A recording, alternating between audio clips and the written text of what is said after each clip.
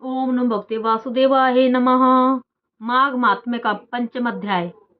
दत्तात्रेय जी की सेवा में एक बार महिष्मती नगरी का राजा सहस्त्रार्जुन उपस्थित हुआ।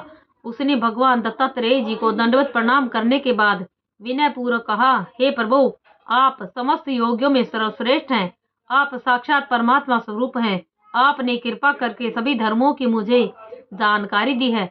आज आप मुझे माघ स्नान फल की जानकारी देने की कृपा करें। महिष्मती के धर्म परायण राजा सहस्त्रार्जुन की यह प्रार्थना सुनकर दत्तात्रेय जी बोले, हे नरश्रेष्ठ, आपसे पहले यह प्रश्न देवऋषि नारद जी ने ब्रह्मा जी से किया था। इस प्रश्न के उत्तर में ब्रह्मा जी ने नारद जी से जो कुछ कहा वह मैं तुम्हें बता रहा हूँ। ब्रह्मा जी ने कहा था, हे नारद, मासों में सर्वश्रेष्ठ माघ मास में भक्ति भाव और श्रद्धा सहित दान तथा पूजन करते हुए जो माघ स्नान नहीं करता उसका जीवन व्यर्थ है।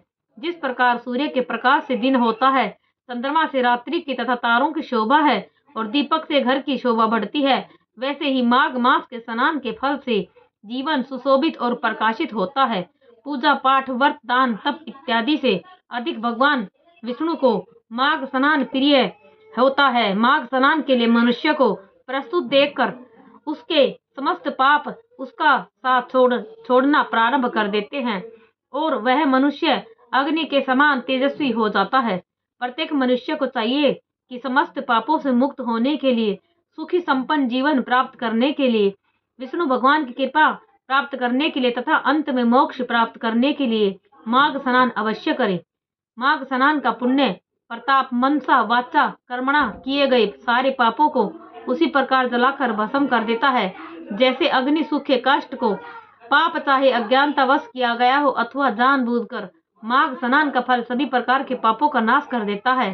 धर्मात्मा तपस्वी तथा प्रभु भक्त माघ स्नान के फल से स्वर्ग को प्राप्त करते हैं तो पापी तथा घोर पातकी तक माघ स्नान के प्रभाव से पापों से मुक्त होकर शुद्ध हो जाते हैं। ये माघ स्नान पापियों का उद्धार करने वाला है। हे राजन, माघ मास के व्रत के विषय में मैंने जो कुछ भी आपको बताया है उसमें किसी प्रकार की शंका या अविश्वास करना पाप है। जिस प्रकार भगवान विष्णु की आराधना सभी मनुष्यों को करनी चाहिए, वैसे ही माघ स्नान भी सभी मनुष्यों को करना चाहिए। भगवान दत्तात्रेय जी ने आगे कहा, हे राजन, बाहर से इतना सुंदर दिखने वाला मनुष्य का यह सुंदर शरीर अस्थियों का स्तंभ तथा स्नायुओं का बंधन है। यह रक्त एवं मांस से युक्त है और चर्म में लिपटा है। यह शरीर अनेक प्रकार के मलों का स्तोत्र है और मल मूत्र इत्यादि को धारण करने वाला है।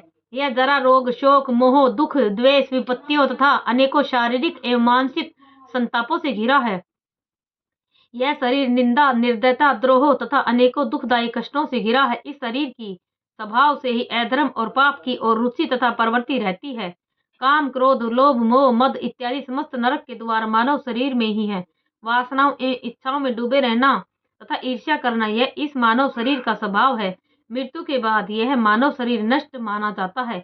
इसे जला दिया जाता है अथवा भूमि में दबा दिया जाता है या जल में प्रवाहित कर दिया जाता है। यदि यह न किया जाए तो शरीर में कीड़े पड़कर इसे नष्ट कर देते हैं या यह जानवरों पशु पक्षियों कुत्ते चील कौवे गीध सियार इत्यादि का भोजन बन जाता है।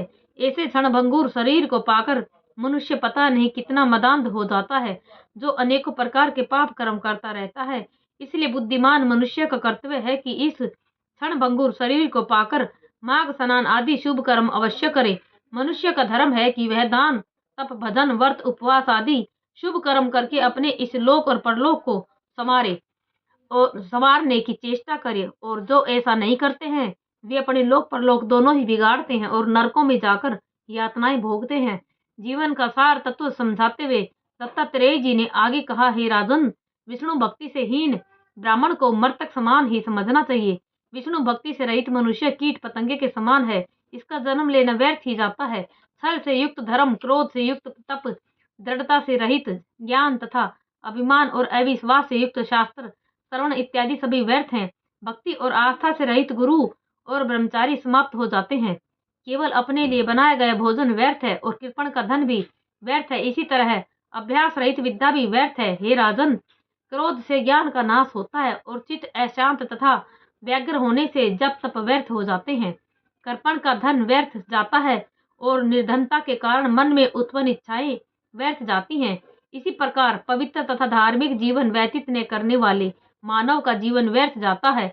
दत्तात्रेय जी आगे बोले, हिंसक, क्रूर, स्वर्ण चुराने वाले, ब्रह्म हत्या करने वाले, पर स्त्री गमन करने वाले और मदपाई, ये सब के सब महापातकी हैं। इनकी संगत में रहने वाले भी पाप के भागी बनते हैं। हे राजन, यदि ये महापातकी भी नियम पूर्वक माघ स्नान करे और पुण्य दान करते हुए धर्म और सत्य का आश्रय लेकर जीवन व्यतीत करे, तो ये महापातकी भी पापों से मुक्त होकर स्वर्ग को प्राप्त करते हैं।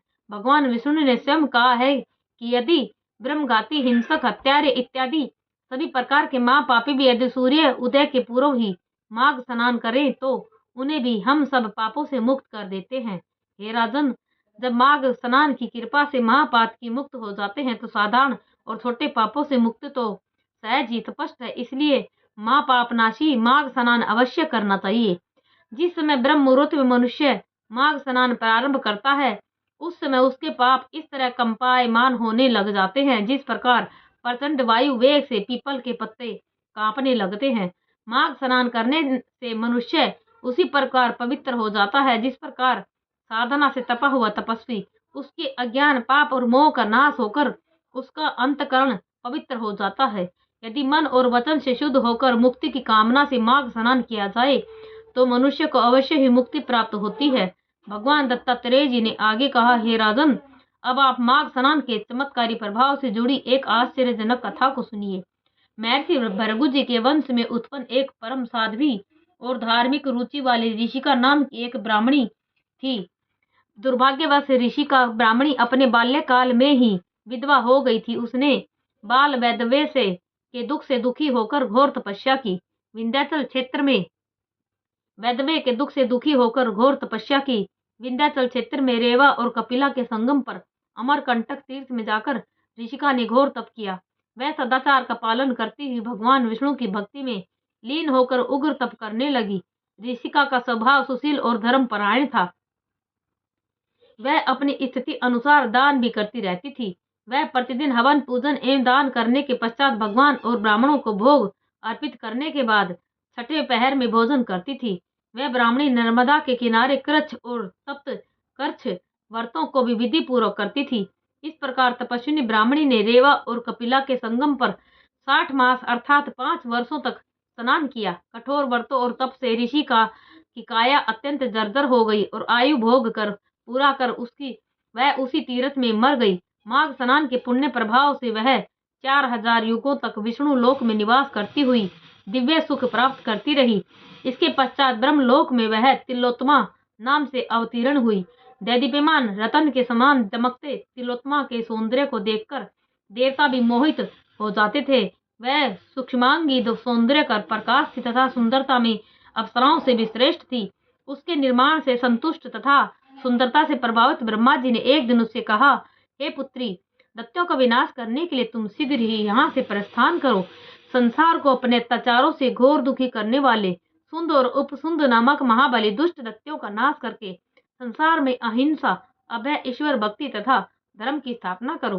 ब्रह्मा जी से प्रेरणा पाकर देवी तिलोत्तमा हाथ में वीणा धारण कर आकाश मार्ग से पृथ्वी पर आई और उस स्थान पर गई जहाँ सुंद और उपसुंद नामक दुष्ट और अत्याचारी देव शत्रु दैत्य उपस्थित थे। वहां आकर उस देवी तिलोत्तमा ने रेवा के पवित्र जल में स्नान करके दिव्य भड़कीले सुंदर लाल रंग के वस्त्रों को धारण किया। इसके पश्चात तिलोत्तमा ने वीणा बजाना प्रारंभ किया और इसके साथ ही उसके नुपुर भी गतिवान होकर मधुर शब्द करने लगे। उसके कंठ में सुंदर श्वेत मोतियों की माला तथा कानों में कुंडल थे और जूड़े में चमेली के सुंदर सुगंधित पुष्प शोभायमान थे। देवी तिलोत्तमा अशोक वृक्ष के नीचे बैठकर वीणा बजाने लगी और साथ ही उन्होंने मधुर स्वर में गायन भी प्रारंभ कर दिया। सौंदर्य और संगीत की देवी तिलोत्तमा को अशोक वन में गायन वादन करते देखकर सुंद उपसुंद के सैनिक आश्चर्यचकित रह गए। वे कुछ समय तक मुग्ध होकर उसे देखते रहे और फिर अपने अपने स्वामी दत्तराज को सूचना देने के लिए दौड़ पड़े। अपने स्वामी के पास पहुंचकर दत्त अनुचरों ने विनम्र निवेदन किया, हे महाबली, आज हमने अशोक वन में एक अति सुंदर देवी देखी है। वह कामदेव की पत्नी रति से भी अधिक रूपवती है। उसकी सुंदरता दिव्य व असाधारण है। निश्चय ही वह रूपवती स्त्री तीनों लोकों में सर्वश्रेष्ठ है। हम नहीं जानते हैं कि यह अप्सरा है या यक्षिणी है अथवा नाग कन्या है। वह सुंदरी यहाँ से कुछ ही दूरी पर अशोक वन में विराजमान है। कृपया स्वयं चलकर उस सुंदरी को देखिए। उसे देखते ही आप चकित रह जाएंगे। अपने अनुचरों द्वारा अज्ञात सुंदरी की प्रशंसा सुनकर वे दोनों दैत्यराज मदपान त्याग कर उठ बैठे।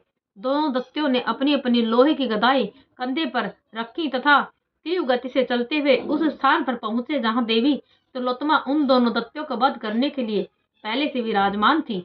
दोनों दैत्य देवी के समीप आकर खड़े हो गए। उस समय मदपान के प्रभाव से दोनों ही दैत्य उन्मत्त हो रहे थे। उन्होंने देवी तिलोत्तमा से कहा, हे सुंदरी, तुम सुंदरता में अद्वितीय हो तथा स्त्री रतन हो। हम दोनों भाई बल और शक्ति में अजय हैं। हम चाहते हैं कि हम दोनों में जिसे चाहो उसे अपना पति स्वीकार कर लो। हमसे श्रेष्ठ पति पाना तुम्हारे लिए दुर्लभ है।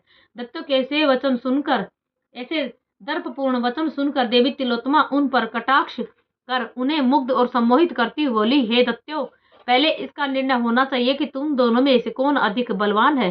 तुम दोनों में जो अधिक बलवान होगा मैं उसी के साथ विवाह कर लूंगी। दोनों ही दैत्य स्वभाव से क्रूर कामी तो थे ही। देवी की सुंदरता ने उन्हें बुरी तरह भ्रमित और वासना पीड़ित कर दिया था। दोनों अट्टहास कर चिल्लाए, मैं महाबली हूँ, मैं महाबली हूँ। इसके साथ ही वे दोनों अपनी लोहे की गदाएं लेकर एक दूसरे पर टूट पड़े। थोड़ी देर में दोनों एक दूसरे के प्रहारों से घायल होकर रक्त से लथपथ हो गए। फिर भी भयानक प्रहार करते हुए लड़ते रहे और लड़ते लड़ते ही दोनों परस्पर प्रहारों से घायल होकर मर गए।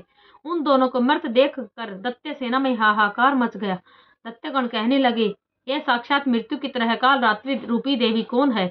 यह क्षण भर में यह क्या हो गया? अब इस देवी का सामना कौन करेगा? इस प्रकार कहते हुए समस्त दैत्य पाताल लोक को चले गए। दैत्यों के पलायन के पश्चात देवी तिलोत्तमा 10 दिशाओं को प्रकाशित करती हुई आकाश मार्ग से ब्रह्मलोक में लौट गई और वहां जाकर ब्रह्मा जी के सामने उपस्थित हो गई। ब्रह्मा जी ने देवी तिलोत्तमा को अपने सम्मुख आया देखकर आनंद से पुलकित होकर कहा, हे देवी, आपके इस अलौकिक कार्य से मैं अत्यंत प्रसन्न हूँ। मैं प्रसन्न होकर आपको सूर्य के रथ में स्थान देता हूँ। जब तक सूर्य देव रहेंगे तब तक आप अनेकों दिव्य आनंदों का भोग करते हुए सूर्य देव के साथ रहेंगी। यह कथा सुनाने के पश्चात दत्तात्रेय जी ने आगे कहा, हे राजेंद्र, सहस्त्रार्जुन, माघ स्नान के पुण्य प्रताप से ही पूर्व जन्म की ब्रह्मणी ऋषि का अभी भी अप्सराओं में श्रेष्ठ बनकर सूर्य लोक में माघ स्नान का फल भोग रही है। अतः परम गति